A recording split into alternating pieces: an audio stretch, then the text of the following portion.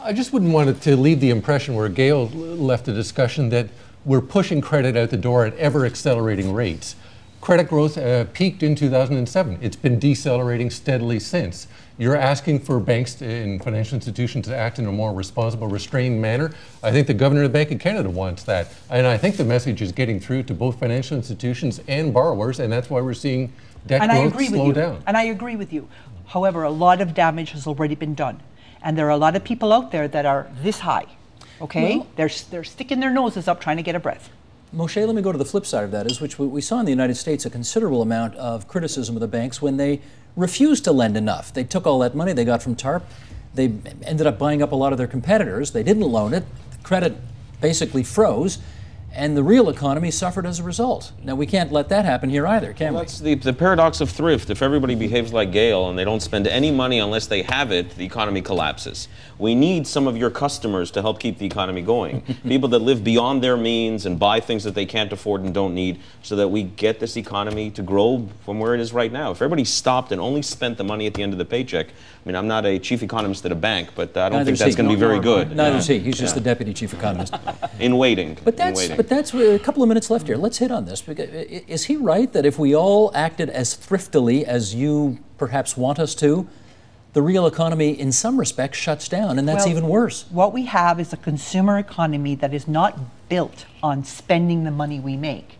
It's built on spending money we haven't got. So when I'm carrying a $10,000 line of credit, or I consolidate $40,000 to my mortgage of credit card debt, that's money I haven't earned yet. And so we should not be allowed to spend that money. That is because that's the antithesis of saving. It doesn't matter how much you save. If you're carrying debt on the other side of your balance sheet, you have nothing.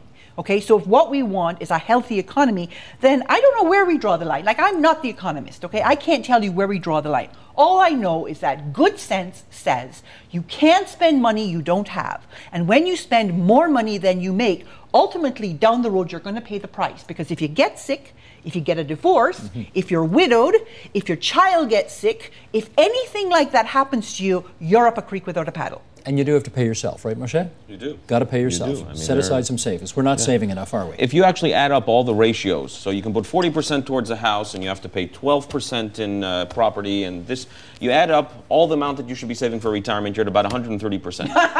Right? I mean, 18% RRSPs, 45% to the bank. But the 18% for RSPs are only for the idiots who didn't start when they were in their 20s. Because if you start in your 20s, it's only 6%. If you wait until you're in your 40s, then it's 18%. So I'm out there flogging the message, start in your 20s, and then you only have to save 6%. Right. Now you have money to spend. So you're sending the money to the banks on the asset side, not the liability side. Absolutely. Because at least you can take it back when you're ready. Okay.